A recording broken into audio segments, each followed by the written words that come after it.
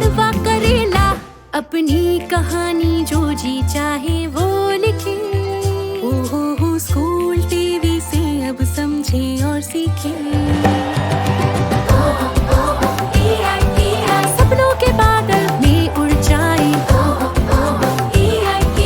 Knowledge के जंगल में खो जाए। सपनों के बादल में उड़ जाए।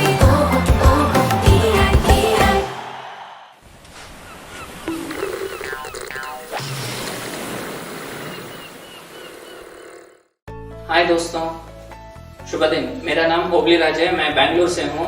आज हम एक स्मॉल स्केल इंडस्ट्री के बारे में बात करेंगे। मेरा एक छोटा सा इंडस्ट्री है, हैंडलूम इंडस्ट्री है। इसमें हम बनाते हैं सिल्क सैरीज। वो कैसे बनाते हैं हम आज उसके बारे में बताऊंगा, वो कैसे बनाएगा। प्रोसेस स्टार्ट होते हैं ना, वो रेशम की सिल्क वर्म से स्टार्ट होती है। सिल्क वर्म से हम लोग तो दो तरीके का थ्रेड बनाते हैं।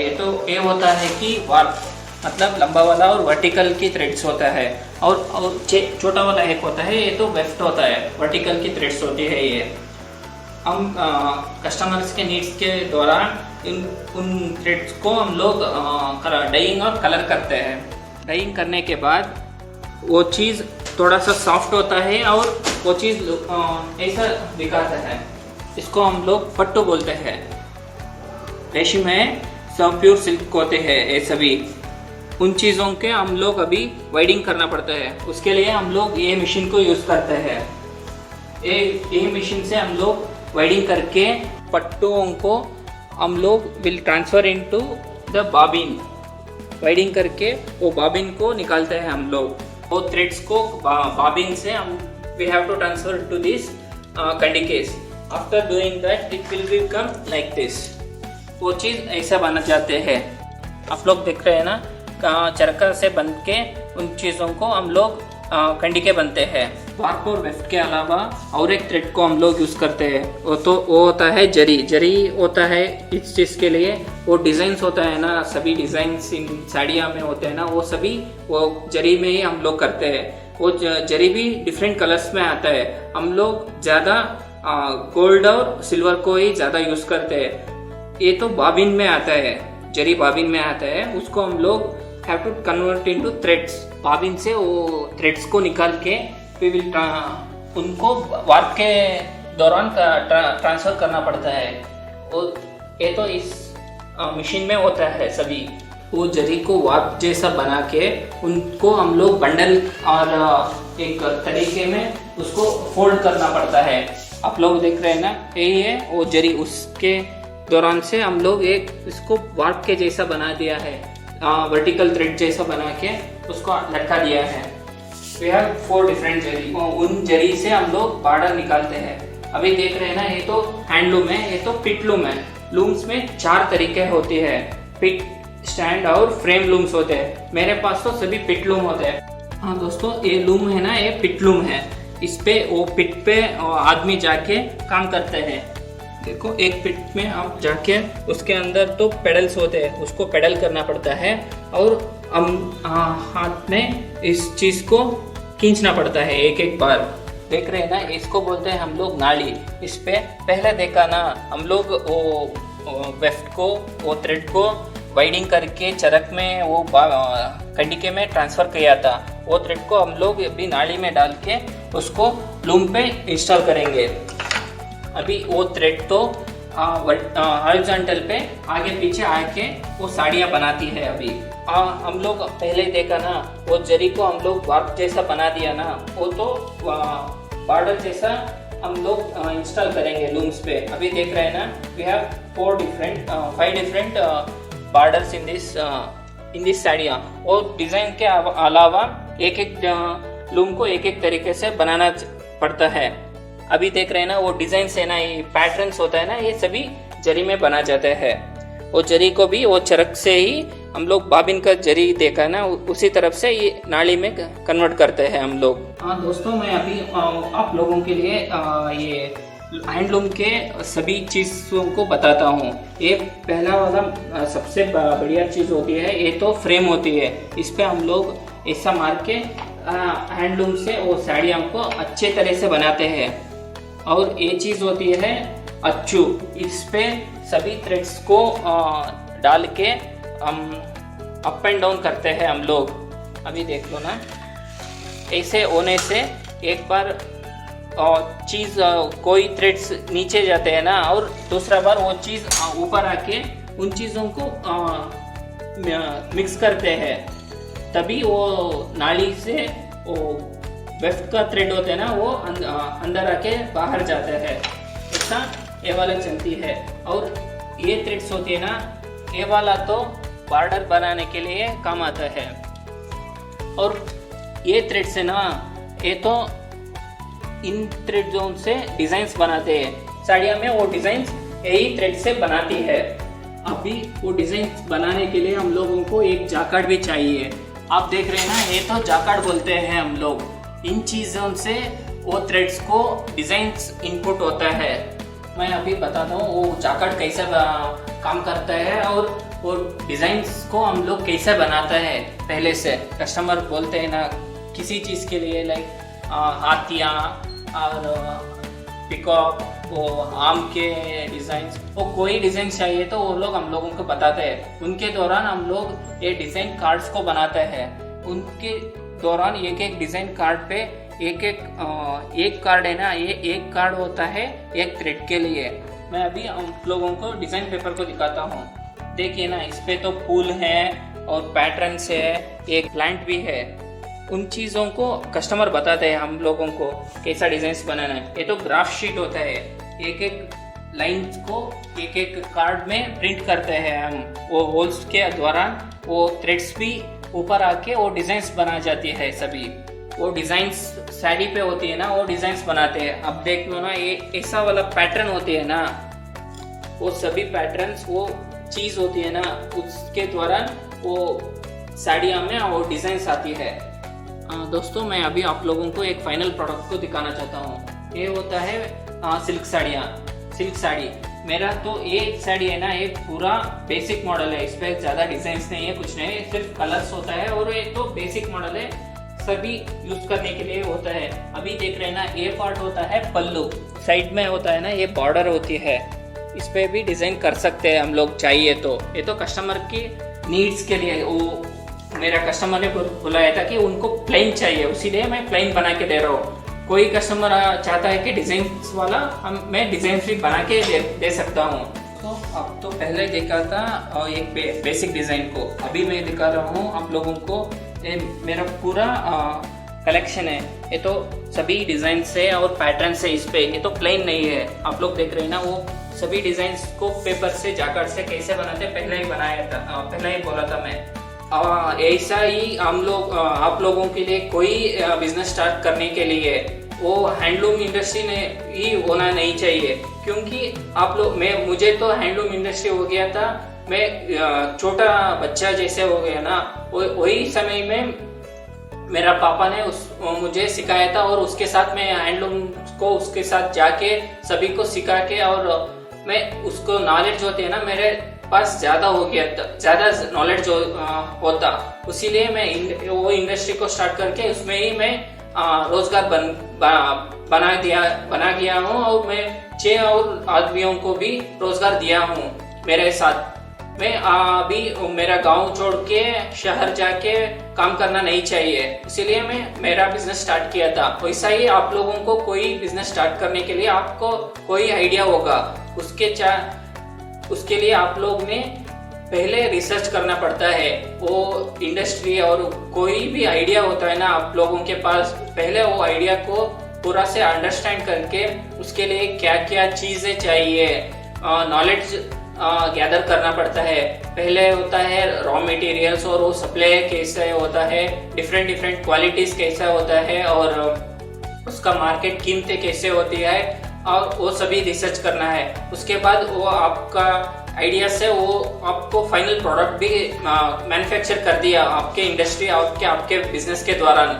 वो फाइनल प्रोडक्ट को आप मार्केट में जाके बेचना चाहिए ना, उसके लिए भी मार्केट रिसर्च करना पड़ता है। उन चीज़ों को कैसे डिमांड है और किधर उसको लोग खरीदते हैं और किस समय पे उसका डिमांड होता है ना, उस सभी का नॉलेज गैदर करके उसके बाद आता है इन्वेस्टमेंट। पहला तो होता है आइडिया, उसके बाद नॉलेज, तीसरा होता है इन्वेस्टमेंट। इन्वेस्टमेंट हो गया तो इन्वेस्टमेंट को कोई भी आपका आइडिया सॉलिड हो गया और नॉलेज बेस सॉलिड हो गया तो कोई बैंक से या तो आपका फैमिली से कोई किससे भी मांग के आपका बिजनेस स्टार्ट कर सकते हो।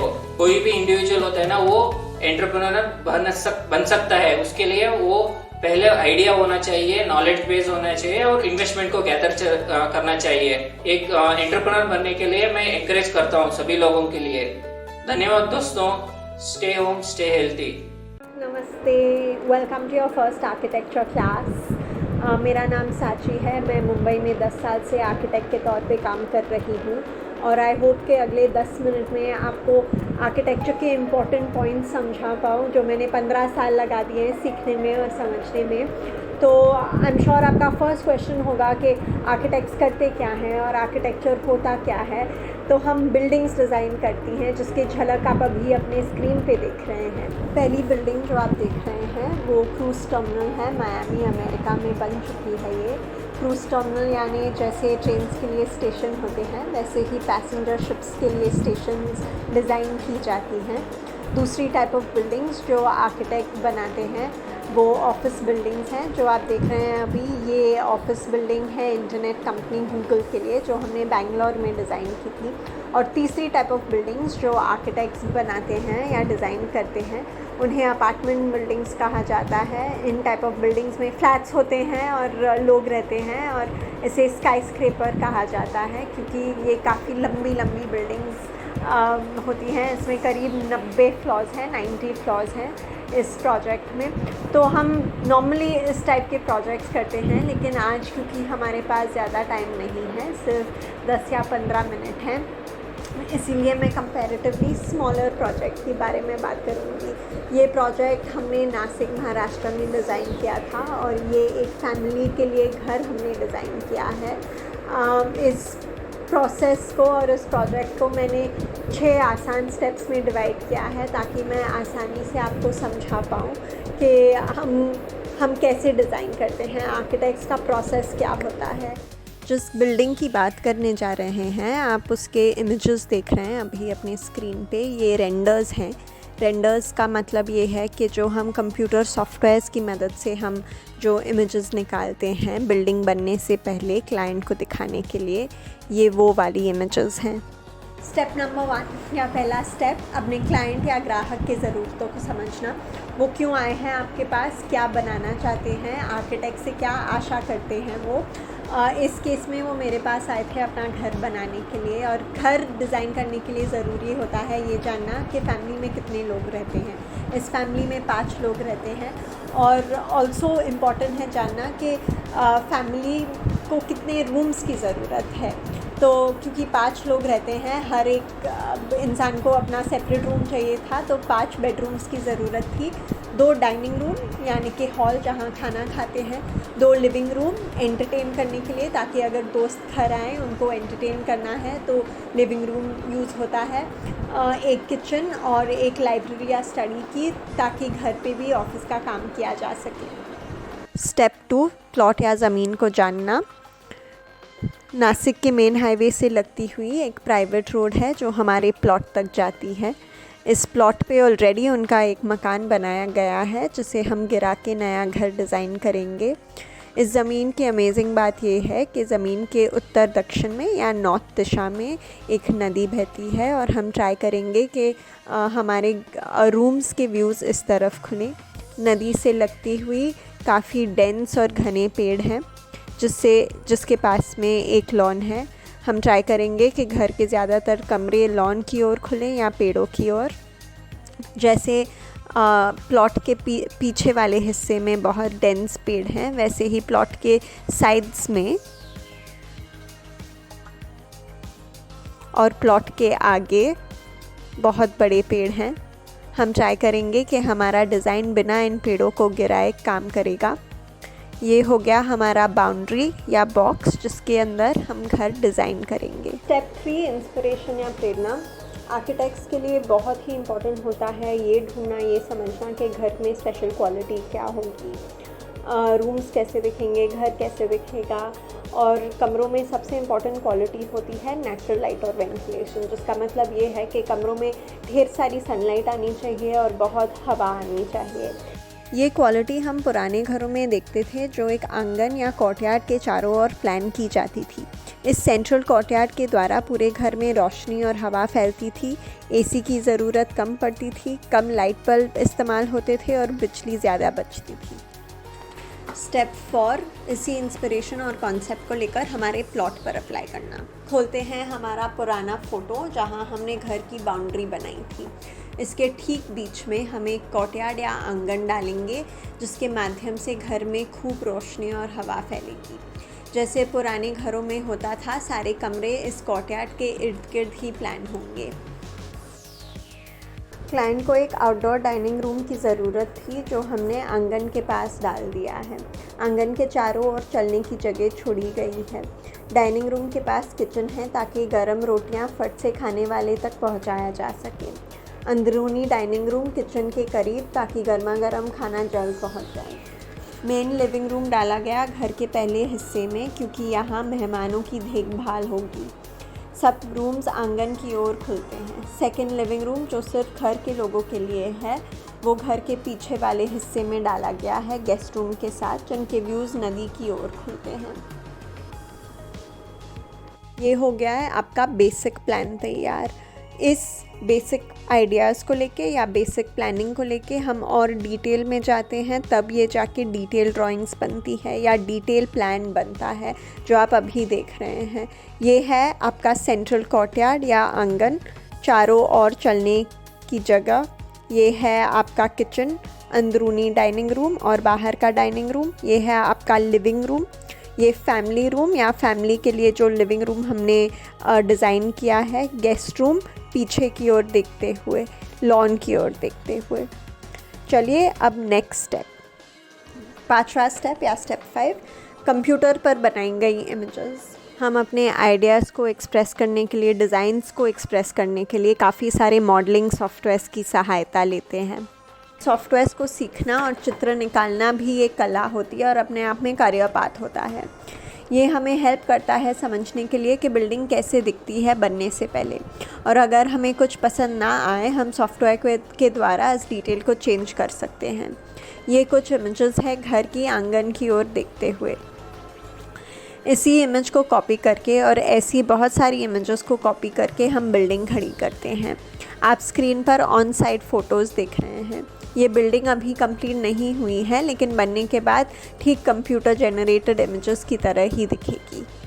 अब तक हमने सिर्फ प्लानिंग की बात की है जो डिज़ाइन का एक पहलू है। डिज़ाइन का दूसरा पहलू ये भी है कि बिल्डिंग दिखती कैसी है, बिल्डिंग में कौन से मटेरियल्स यूज़ होंगे, बिल्डिंग में कौन से कलर्स यूज़ होंगी, ये भी बहुत ही इम्पॉर्टेंट है। इसे इंग्लिश में कहा जाता है कलर एंड मटेरियल पैलेट। और ये है हमारा फाइनल और 6th स्टेप। मुझे 10 साल का एक्सपीरियंस है और मैं यकीन के साथ कह सकती हूँ कि किसी भी क्लाइंट या ग्राहक को ये पता नहीं है कि उनकी पसंद या नापसंद क्या है। इसीलिए पहले मीटिंग में हम हमेशा 20 घरों के फ़ोटो लेके जाते हैं और उनसे पूछते हैं कि वो अपना फेवरेट फ़ोटो चूज़ करे। इसी फ़ोटो के बेस पे हमें पता चलता है कि क्लाइंट को कौन सी कलर्स पसंद है, उन्हें कौन से मटेरियल्स पसंद है, और इसके आधार पे हम अपना कलर और मटेरियल पैलेट चूज़ करते हैं। जैसे कौन से कलर की लकड़ी यूज़ होगी, कौन से कलर का स्टोन और कौन सा स्टोन यूज़ होगा घर में। और यही डिक्टेट करती है ना सिर्फ कि घर बाहर से कैसे दिखेगा लेकिन अंदर से भी कैसे दिखेगा। इसे कहते हैं इंटीरियर डिज़ाइन। इंटीरियर डिज़ाइन अपने आप में बहुत ही गहरा सब्जेक्ट है, बहुत ही लंबा सब्जेक्ट है और उसे पढ़ने के लिए शायद हमें एक और क्लास की ज़रूरत पड़ेगी। आई होप कि आपको ये छोटा सा ट्यूटोरियल पसंद आया होगा एंड आई होप कि इस वीडियो को देखने के बाद आप में से कई स्टूडेंट्स हैं जो आर्किटेक्चर पढ़ना पसंद करेंगे। आपका पहला स्टेप आर्किटेक्ट बनने की ओर। हमें प्लीज़ अपना ड्रीम हाउस या सपनों के घर का एक फ़ोटो भेजें ना। ये फ़ोटो इंटरनेट से निकाली गई हो सकती है, पेंटिंग हो सकती है, स्केच हो सकती है, प्लान हो सकती है, जो आज हमने सीखा। जो भी आपको पसंद हो आप प्लीज़ हमें भेजें, और भेजने की डिटेल्स इस वीडियो के बाद। थैंक यू हमारे साथ रहने के लिए। नमस्ते। आप सभी बच्चों से यह अनुरोध है कि आप भी इस प्रतियोगिता में हिस्सा लीजिए और अपनी एंट्रीज को हमारे पास भेजिए। आप अपनी एंट्रीज हमें 3 तरीकों से पहुंचा सकते हैं। पहला, व्हाट्सएप द्वारा इस नंबर पर भेज सकते हैं। नंबर है 9321961744 9321961744। दूसरा, आप हमें ईमेल भी कर सकते हैं इस मेल आईडी पे BEPCDDPROGRAM@gmail.com, या आप हमें डाक के माध्यम से भी अपनी एंट्रीज भेज सकते हैं इस पते पर। गुणवत्ता संभाग, बिहार शिक्षा परियोजना परिषद, शिक्षा भवन, राष्ट्रभाषा परिषद परिसर, सैदपुर, राजेंद्र नगर, पटना 800004। बच्चों, आपको अपनी एंट्रीज हमें इस प्रारूप में भेजनी है। सबसे पहले विद्यार्थी का नाम, फिर विद्यालय का नाम, उसके बाद कक्षा और एकदम अंत में जिला। इस तरह से लिखकर आप अपनी एंट्रीज हम तक पहुंचा सकते हैं। और याद रखें, आप हमें अपनी एंट्रीज आने वाले शुक्रवार शाम 6 बजे तक ही भेज सकते हैं। धन्यवाद। मैं हूँ शिल्पा, मैंगलोर से बात कर रही हूँ। मैंगलोर में मेरा एक कैंटीन है। कैंटीन का नाम है हल्ली मनी रोटीज। रोटीज हमारा कैंटीन का मेन डिश है। रोटी से हमारा कैंटीन शुरू हुआ था। स्ट्रीट में हेल्दी हाइजीनिक खाना देने के लिए मैंने सोचा, ऐसा कौन सा खाना दे सकता है, कैसा मैं हेल्दी कर सकता है, ऐसा पूरा सोच के मैंने स्टार्ट किया। रोटी मेरा गांव हासन है, तो उधर का ट्रेडिशनल डिश है अक्की रोटी। सो इसीलिए मैं रोटी से ही मैंने स्टार्ट किया। हेल्दी देने के लिए मैंने सोचा कैसा टेस्टिंग पाउडर नहीं है और कलर नहीं है, स्ट्रीट में हेल्थ खाना में दे सकता है, ऐसा सोच के मैंने स्टार्ट किया। क्योंकि सब लोग बोलते हैं बाहर का खाना अच्छा नहीं रहता है, तो हेल्दी नहीं है, हाइजीनिक नहीं रहता है, तो रहता है, तो वो मेरे को भी पता है। तो इसीलिए उधर अच्छा खाना दिया तो हेल्थ भी अच्छा रहता है, इसीलिए मैंने वो सोच के ये स्टार्ट किया। तो अच्छा हुआ, तो अभी मेरे को नेशनल अवार्ड भी मिला है। तो खाने में मैं इतना तक आया हूँ, आपके पास बात करने के लिए, आपके सामने बैठकर ऐसा बात करने के लिए मौका मिला है, वो सब खाना बनाने में मिला है। कोविड-19 की वजह से हम सब घर में बैठे रहे हैं। मेरे को कुकिंग बहुत पसंद है, तो इसीलिए मैं क्या करती हूँ, मेरे बेटे को डेली अलग अलग डिश बना के खिलाती हूँ। अभी बच्चों को घर में करने के लिए मैं सिंपल रेसिपी बताती हूँ। पहला रेसिपी टोमेटो सूप, बहुत अच्छा रहता है, रेनी सीजन में पीने के लिए बहुत अच्छा लगता है। अभी टोमेटो सूप कैसा बनाना है हम स्टार्ट करें। ओके, पहले टोमेटो और प्याज कट कर दे। बाद में एक पैन में थोड़ा एक आधा चम्मच तेल डाल के फ्राई कर दो। टोमेटो, आधा ऑनियन, लौंग, तेज पत्ता, ये सब फ्राई करना है। फ्राई करने के बाद थोड़ा ठंडा होने के लिए रख दो। बाद में वो ग्राइंड कर सकता है, नहीं तो स्मैश भी कर सकता है। थोड़ा ग्राइंड करो, ग्राइंड करके थोड़ा पानी डाल के हम फिल्टर करना है। वो पूरा फिल्टर करके एक साइड में रख सकता है। बाद में एक पैन में थोड़ा 1 स्पून बटर डाल के उसको ब्लैक पेपर डालना है। ब्लैक पेपर डालने के बाद हम लोग ये फिल्टर करके ये जूस रखता है ना, ये जूस को उसके अंदर डालना है। थोड़ा नमक, वो उबलने के लिए वो उबलने के बाद थोड़ा कोरिएंडर लीव्स ऊपर डाल के सूप रेडी हो जाएगा। उसके बाद हम ब्रेड पीस कट करके रखते हैं ना, वो थोड़ा बाउल में सर्व करने के वक्त वो ब्रेड पीस डाल के गरम गरम सूप पी सकता है। तो बहुत इजी रेसिपी है, सब बच्चा लोग ट्राई कर सकता है। और एक स्मॉल रेसिपी बताती हूँ, ये बच्चों के लिए, बड़ों के लिए पता ही होगा, तो इसीलिए मैं बच्चों के लिए सिंपल रेसिपी बता रही हूँ। इसमें खाली 5 आइटम्स चाहिए। एक पैकेट बिस्किट ले लो, आपका पसंद का बिस्किट, क्रीम बिस्किट नहीं चाहिए। ओके, नेक्स्ट एक बाउल चने के आटा और थोड़ा red chilli powder 1 spoon, 1 teaspoon, 1 bowl चने के आटा, 1 टीस्पून चिली पाउडर और स्वाद के अनुसार नमक। एंड डीप फ्राई करने के लिए तेल चाहिए और कुकिंग सोडा आपका मर्जी है, चाहिए तो डाल सकता है, नहीं तो छोड़ सकता है। तो थोड़ा सा डाल सकता है, डालना है तो थोड़ा सा डाल सकता है। तो अभी क्या करना है, चने के आटा और रेड चिली पाउडर और स्वाद के अनुसार नमक डाल के मिक्स करना है। थोड़ा पानी डाल के अच्छी तरह से मिलाना है। कंसिस्टेंट डोसे के आटा रहता है ना, ऐसा रहना चाहिए। उसमें आप बिस्किट डिप करना है। तो उससे पहले हम तेल को गरम करने के लिए रखना है। थोड़ा तेल गरम होने के बाद ये बिस्किट निकल के वो आटे में डिप करके तेल में डालना है। तो वो दोनों साइड अच्छी तरह से डीप फ्राई करना है। उसके बाद निकाल के आप ऐसा भी खा सकता है, चाहिए तो आपका मर्जी चॉकलेट बिस्किट सब डाला तो ऐसा ही खा सकता है, क्योंकि उसके अंदर स्वीट रहता है। ये मारीगोल्ड बिस्किट है तो इतना ज़्यादा स्वीट नहीं रहता है, तो वो टोमेटो केचप में भी खा सकता है। ये तो सिंपल रेसिपी है। इसका हेल्प चाहिए तो आपका मम्मी का हेल्प ले सकता है, थोड़ा हेल्प चाहिए। पहले बार बनाने के लिए शुरू किया तो थोड़ा माँ का हेल्प चाहिए, ले लो, अच्छी तरह से ट्राई कर लो। और भी नया नया डिशेस बनाने के लिए ट्राई करो। तो ऐसा पहले बार करने के वक्त थोड़ा कुछ प्रॉब्लम हो गया तो टेंशन मत ले लो, नेक्स्ट टाइम ट्राई करने के वक्त अच्छी तरह से आएगा।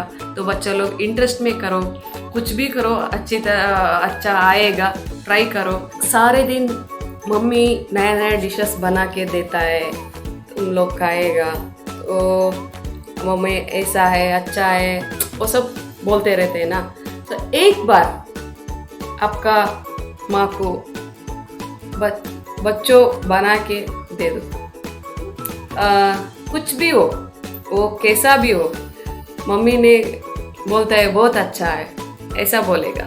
सबको बहुत अच्छा मौका मिला है घर में बैठकर, सब साथ में, फैमिली सब साथ में बैठकर, एक अच्छा मौका है। कभी भी नहीं मिलता है ऐसा, क्योंकि सब लोग बिजी है काम में, बड़ा लोग काम में जाता है, बच्चे लोग स्कूल में जाता है, इसीलिए सब लोग बिजी रहता है कभी भी। इसीलिए अभी साथ में है, सभी लोग साथ में है, साथ में बैठा है। अभी ये टाइम को अच्छी तरह से यूज़ करना चाहिए। कैसा है, हम लोग कैसा यूज़ करना है, खाना तो सभी इंसान खाता है, तो सभी को खाना बनाना नहीं आता है। अभी एक अच्छा टाइम है तो आप ट्राई कर सकता है। तो सब खाना बनाने के लिए ज़रूरत नहीं है, तो एक एक डिशेस बन सकता है, ट्राई कर सकता है। तो अच्छा आता है क्या नहीं पता नहीं, तो ट्राई भी कर सकता है। अभी क्या है, बार होटल बंद है, सब बंद है, दुकान बंद है, इसीलिए इस टाइम पर सबको खाना बनाना नहीं आता है। सब लोग क्या है, डेली रूटीन होटल में खाने का ज़रूरत था। इस वक्त उसको कुछ बनाने के लिए आया तो आराम से वही बना के खा सकता है, नहीं तो क्या है बहुत प्रॉब्लम होता है। इसीलिए अभी थोड़ा सा खाना बनाना सीख लो, सबको बोल रही हूँ। खाना बनाना एक अच्छा काम है, तो अच्छा एंटरटेनमेंट है, तो आप एक बार करके देखो, बहुत अच्छा खुशी मिलेगा। आप बना के आप खाने में बहुत अच्छा खुशी मिलेगा। आप भी खाओ, आपका फ्रेंड्स और घर का कोई भी हो, घर का सभी लोग को खिला दो, इतना खुशी मिलेगा। हम ही बनाया ये खाना अच्छा है, कोई अच्छा है तो बोल दे तो बहुत खुश हो जाएगा। इसीलिए सब खाना बनाना सीखना बहुत ज़रूरी है, सीख लो। अच्छी तरह से आपका बच्चों लोग को खाना बनाना सिखा दो, बहुत अच्छी बात है ये। कोरोना वायरस की प्रॉब्लम वजह से सैनिटाइज़र यूज़ करो, हैंड वॉश करो, ये सब बोलते रहता है। खाने का चीज़ भी सेलेक्टेड होना चाहिए, क्योंकि हेल्थ के लिए कौन सा अच्छा है, क्या बुरा है, क्या अच्छा है, ये सब देखना चाहिए। तो इसीलिए हेल्थ तो बहुत इम्पोर्टेंट है। अभी मास्क लगा रहा है सब लोग, ऐसा छोटा छोटा चीज़ हम लोग डेली रूटीन कर दिए तो हेल्थ अच्छी रहता है। ऐसा ही घर में है तो भी कुछ काम नहीं किया तो भी कभी चीज़ खाने के वक्त और कुछ भी टच करने खाने का चीज़ टच करने को एक बार हैंड वॉश करो। ऐसा हेल्थ अच्छी रखने के लिए हम सोचना पड़ता है ना, तो इसीलिए सबका हेल्थ बहुत अच्छा रहता है। हेल्थ अच्छा तो कुछ भी कर सकता है, बहुत इम्पॉर्टेंट है। तो इसीलिए आप हेल्थी खाना खाओ। इसलिए मैं बच्चों को एक टास्क देती हूँ। बच्चों लोग को क्या करना है, आप अभी मम्मी के पास जाओ, मम्मी को पूछो सिंपल चाय बनाना कैसा है। आपको आया तो अच्छा है, आगे चाय बनाना आता तो बहुत अच्छा है, नहीं पता तो आप एक काम करो, मम्मी के पास जाओ, चाय कैसे बनाता है, कॉफ़ी कैसे बनाता है पूछो। आपका मम्मी पापा को आप बना के दे दो। ये सिंपल टास्क है। आप ये ठीक हो गया तो और एक दूसरा ट्राई करो। ऐसा डेली आपको टाइम मिला तो ये स्कूल स्टार्ट होने के तक एक दिन सिंपल बना के आपका मम्मी पापा को दे दो। ये तो सिंपल का टास्क है, ट्राई करो, एंजॉय करो। आप सभी बच्चों से यह अनुरोध है कि आप भी इस प्रतियोगिता में हिस्सा लीजिए और अपनी एंट्रीज को हमारे पास भेजिए। आप अपनी एंट्रीज हमें 3 तरीकों से पहुंचा सकते हैं। पहला, व्हाट्सएप द्वारा इस नंबर पर भेज सकते हैं। नंबर है 9321961744 9321961744। दूसरा, आप हमें ईमेल भी कर सकते हैं इस मेल आईडी पे BEPCDDPROGRAM@gmail.com, या आप हमें डाक के माध्यम से भी अपनी एंट्रीज भेज सकते हैं इस पते पर। गुणवत्ता संभाग, बिहार शिक्षा परियोजना परिषद, शिक्षा भवन, राष्ट्रभाषा परिषद परिसर, सैदपुर, राजेंद्र नगर, पटना 800004। बच्चों, आपको अपनी एंट्रीज हमें इस प्रारूप में भेजनी है। सबसे पहले विद्यार्थी का नाम, फिर विद्यालय का नाम, उसके बाद कक्षा और एकदम अंत में जिला। इस तरह से लिखकर आप अपनी एंट्रीज हम तक पहुंचा सकते हैं। और याद रखें, आप हमें अपनी एंट्रीज आने वाले शुक्रवार शाम 6 बजे तक ही भेज सकते हैं। धन्यवाद। कितनी सारी बातें हैं आपसे करने को। बातों में हम कभी कभी मस्ती भी करते हैं और कभी कभी इतना सारा सीख भी लेते हैं। और यूं ही बस मस्ती करते करते सीखते सीखते हम छोटे से बड़े हो जाते हैं। लेकिन बचपन और बड़ेपन के बीच में एक किशोर उम्र आती है।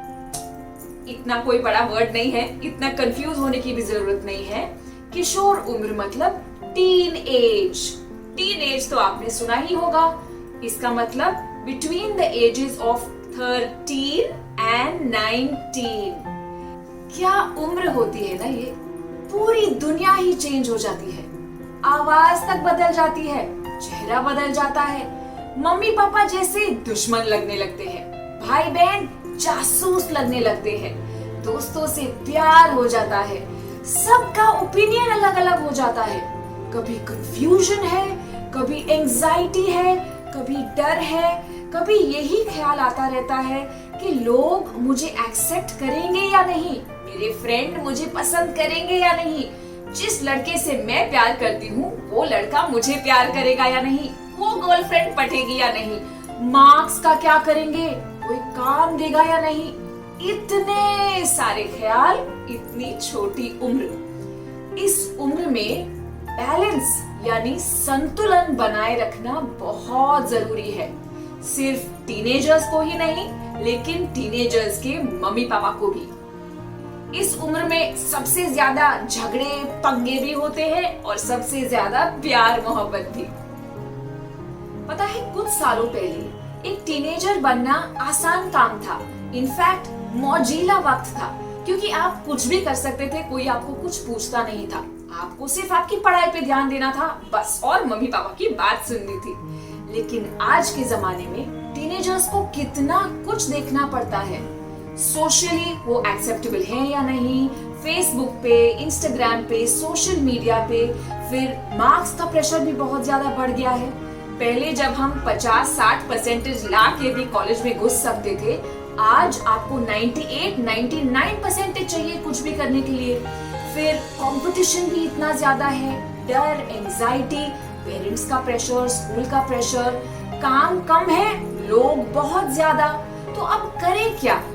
ऐसे वक्त में हमको सबसे ज्यादा चाहिए कि हम अपने आप पे विश्वास करें, हम अपने आप पे भरोसा करें और किसी भी चीज को एक्सेसिव मतलब बहुत ज्यादा नहीं करें। पता है, इस टीन एज में ना इतना जोश, इतनी एनर्जी, इतनी ताकत आ जाती है कि हम कुछ भी करते हैं तो कभी कभी बहुत ज्यादा ही कर लेते हैं। मस्ती भी करते हैं तो बहुत ज्यादा कर लेते हैं, कुछ नया ट्राई करते हैं तो उस पे भी ऑब्सेसिव हो जाते हैं, मतलब उसके पीछे पागल हो जाते हैं, बैलेंस को भूल जाते हैं। इसलिए मम्मी पापा की बहुत बार डांट सुननी पड़ती है। और सबसे ज्यादा कंफ्यूजिंग ये चीज है कि अगर आप कुछ बड़ा डिसीजन लेने को जाएं या अगर आपको कहीं बाहर जाना है तो आपके मम्मी पापा बोलेंगे, अरे अभी तुम बहुत छोटे हो, इसके लिए बड़े नहीं हुए हो, अपनी उम्र के हिसाब से रहो। और जब उनको आपके पास कोई काम करवाना है तो ये भी बोल देंगे, अभी तुम इतने छोटे नहीं रहे हो, बड़े हो गए हो, अपनी जिम्मेदारी सीखो। टीनेजर्स को हमेशा ये कंफ्यूजन रहता है कि आप पहले डिसाइड करो कि मैं छोटी हूँ या मैं बड़ी हूँ, लेकिन इसका किसी के पास कोई जवाब ही नहीं है। इसीलिए फिर से थोड़ा सा बैलेंस बनाए रखना पड़ेगा फ्रीडम और रिस्पॉन्सिबिलिटीज के बीच में। आज की दुनिया में इतने सारे लोग इतना कुछ कर रहे हैं, रोज रोज पेपरों में आता है कि 12 साल के बच्चे को गूगल में नौकरी मिल गई, इन्होंने 2 करोड़ रुपए कमा लिए, और टीनेजर्स को तो पता ही नहीं है कि हमको करना क्या है। लेकिन दूसरे लोगों के बारे में पढ़ पढ़ के एंजाइटी भी होती रहती है। फिर यहाँ मम्मी बोलेगी, मेरे हिसाब से तुमको इंजीनियरिंग करनी चाहिए, पापा बोलेंगे नहीं नहीं मेरे हिसाब से तुमको डॉक्टर बनना चाहिए। अब करें तो क्या करें? और अगर डिसाइड कर भी लिया कि क्या करना है तो कितना वक्त किस चीज को देना है? हमारे लिए तो फ्रेंड्स भी बहुत इंपॉर्टेंट है, पढ़ाई भी करनी है, मम्मी पापा का काम भी करना है, खेलना भी है, सोशल मीडिया पे भी रहना है। तो ये टाइम को कैसे डिस्ट्रीब्यूट करना, वो भी एक बड़ा सा प्रॉब्लम हो जाता है। यहाँ पे एक कीवर्ड है और वो कीवर्ड है फिर से बैलेंस और संतुलन। बैलेंस की बहुत बहुत ज्यादा जरूरत है। तो ये तो हमने बहुत डिस्कस कर लिया कि टीनेज होता क्या है, इसकी खूबियां क्या है, इसकी प्रॉब्लम्स क्या है, और हमको ये भी पता चल गया कि हमारा कीवर्ड है बैलेंस यानी संतुलन। लेकिन अब इस संतुलन को प्रैक्टिस में कैसे लाएं? चलिए एक बुक और पेन ले लीजिए और अब आपको कुछ पॉइंट्स लिखने पड़ेंगे। सबसे पहली चीज हमको चाहिए कि हम डिसिप्लिन बना के रखें। और डिसिप्लिन किस चीज में? टाइम मैनेजमेंट में। जैसे हमने बात की कि करने को बहुत सारी चीजें हैं और वक्त कम है, तो हमको प्रायोरिटी देनी पड़ेगी। पढ़ाई है, फैमिली है, घर के काम है और फ्रेंड्स है, वो वाले फ्रेंड्स भी। तो किसको कितना टाइम देना चाहिए? आप 6-7 घंटे स्कूल में निकाल लेते हैं, फिर 1-8 घंटा घर में निकल जाता है, फ्रेंड्स को देने के लिए भी 2-3 घंटे काफी है, और उसके बाद जो आपको आपके लिए वक्त मिलता है उसमें कोई भी छोटे बड़े काम उठाएं, सीखें। फिर वो चाहे खाना बनाना हो या पापा के साथ बैंक जाना हो या अपने घर की सफाई करनी हो। कोई भी काम छोटा या बड़ा नहीं होता, हर काम आपको कुछ न कुछ सिखा के जाएगा, और ये हर सीख जो आपको मिलती है वो आपके ग्रोथ के लिए बहुत जरूरी है। टीनेज की उम्र की एक खासियत ये है कि हमारे शरीर में हार्मोनल चेंजेस हो रहे हैं, हमारा शरीर बदल रहा है। इसकी वजह से हमको कभी कभी गुस्सा भी बहुत आता है, क्रोध बहुत आता है, नींद पूरी नहीं हो पाती या तो बहुत ज्यादा नींद हो पाती है। तो अब हार्मोन्स को कैसे बैलेंस करना है? पौष्टिक खाना, आप जो खाते हैं आपका शरीर, आपका दिमाग वैसे ही बनता है। आपके शरीर में एनर्जी कितनी है वो आप जो खाते हैं उससे डिसाइड होगा। दूसरा, भरपूर नींद चाहिए। तीसरा, व्यायाम, एक्सरसाइज, योगा करे, भागे दौड़े, खेल कूद करे, आपकी मर्जी की एक्सरसाइज करे, लेकिन ये एक्सरसाइज बहुत जरूरी है। पानी पीना बहुत जरूरी है। टीनेजर्स पानी पीना भूल ही जाते हैं। बहुत ज्यादा पानी पीजिए, और आपके गुस्से को कंट्रोल करने के लिए मेडिटेशन बहुत जरूरी है। ये एक ऐसी चीज है जो अगर आप रोज प्रैक्टिस करेंगे, चाहे 2 मिनट चाहे 5 मिनट, कि ऐसे बस बैठ जाएं, अपने श्वास पे ध्यान दें, ब्रीद इन ब्रीद आउट करना है, और कोई भी सिचुएशन हो रिएक्शन करने के पहले 2 मिनट रुक जाना है, कुछ नहीं बोलना है, सोच के फिर जवाब देना है। वरना बिना सोचे जब जवाब देते हैं तो बहुत गड़बड़ हो जाती है, झगड़े और पंगे भी हो जाते हैं, और ये हमारे मूड स्विंग्स की वजह से होता है।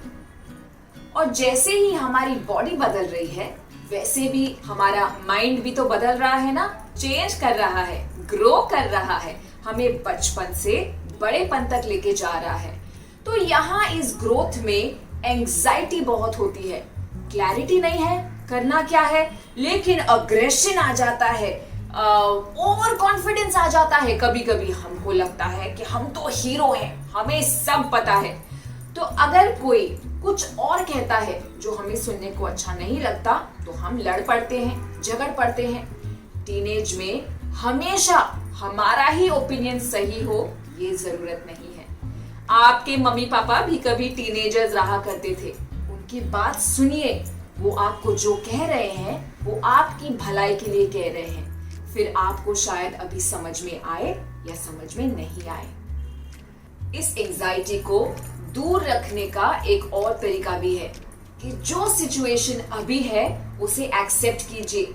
इस सिचुएशन में, इस मोमेंट में, इस प्रेजेंट में रहिए। ना पास्ट के बारे में बार बार सोचिए, ना फ्यूचर के बारे में बार बार फिक्र कीजिए। हमारे पास जो है वो अभी है। यहाँ पे हमको एक और चीज ध्यान रखनी है कि हम कंपटीशन और प्रेशर से बहुत डर जाते हैं। ये कंपटीशन और प्रेशर सबको डराता है, आप इसमें अकेले नहीं हैं। लेकिन कंपटीशन और प्रेशर एक बहुत अच्छी चीज भी है। इस प्रेशर से अगर हम भाग जाते हैं तो हम कुछ नहीं सीखते, लेकिन प्रेशर तो जिंदगी भर रहने वाला है। आपको फर्स्ट आना है तो थोड़ा प्रेशर रहेगा, आपको आईएएस की पढ़ाई करनी है तो भी थोड़ा प्रेशर रहेगा, आपको अगर घर भी संभालना है तो भी प्रेशर है, फैक्ट्री खड़ी करनी है तो भी प्रेशर है। तो इस प्रेशर से तो फाइट करना सीखना पड़ेगा ना, भाग के कोई काम नहीं होगा। तो प्रेशर को गले लगाइए, एम्ब्रेस कीजिए, वेलकम कीजिए, यहीं से आपका ग्रोथ होगा। और आपके जो बड़े आपको एडवाइस दे रहे हैं, उनकी एडवाइस को सुनिए। वो आपको बराबर बताएंगे कि इस प्रेशर का क्या करना है। उनके पास वो तजुर्बा है जो अभी आपके पास नहीं है।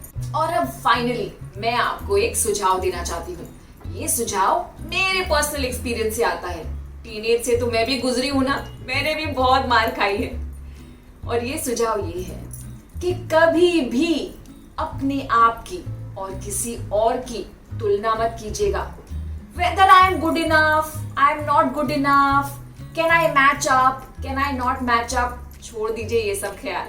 अगर भगवान को सब बच्चे एक सरीके ही बनाने होते तो उसने एक ही बच्चा बना के सबकी जेरोक्स कॉपीज बना दी होती ना। सबको अलग अलग क्यों बनाया है?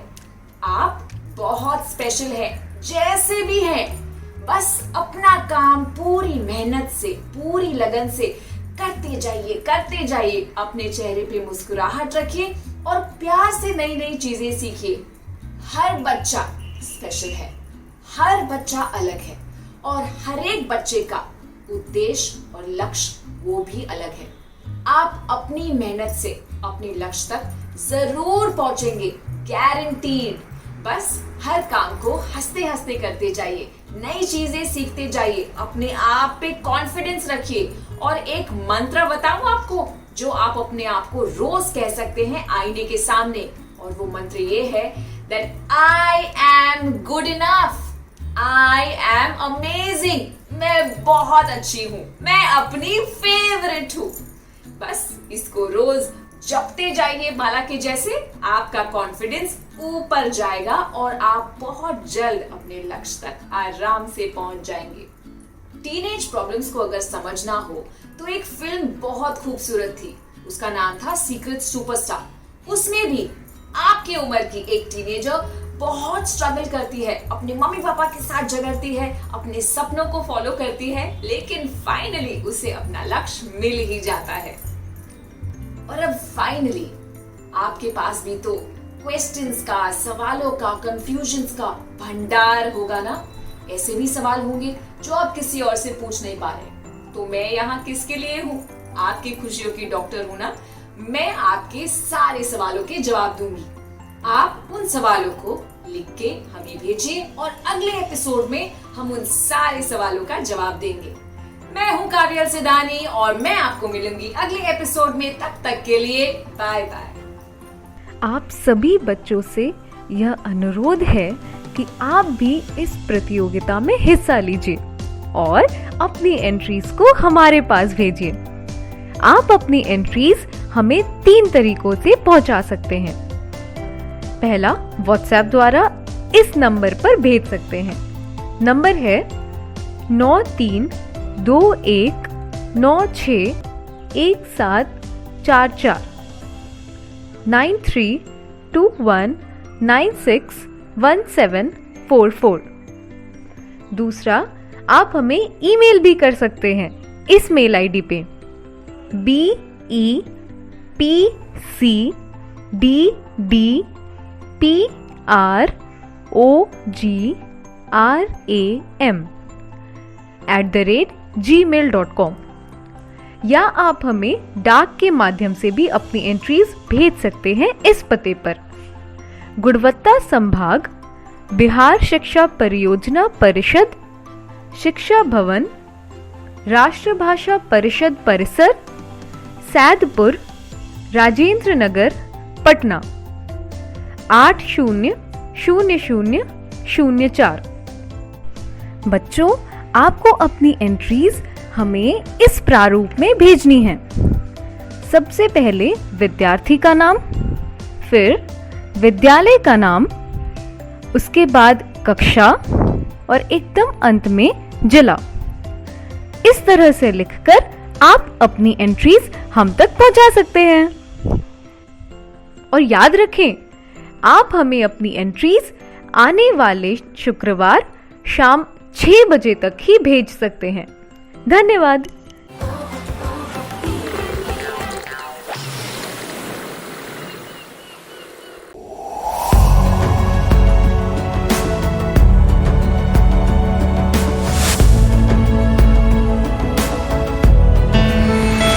हेलो इंडिया, नमस्कार।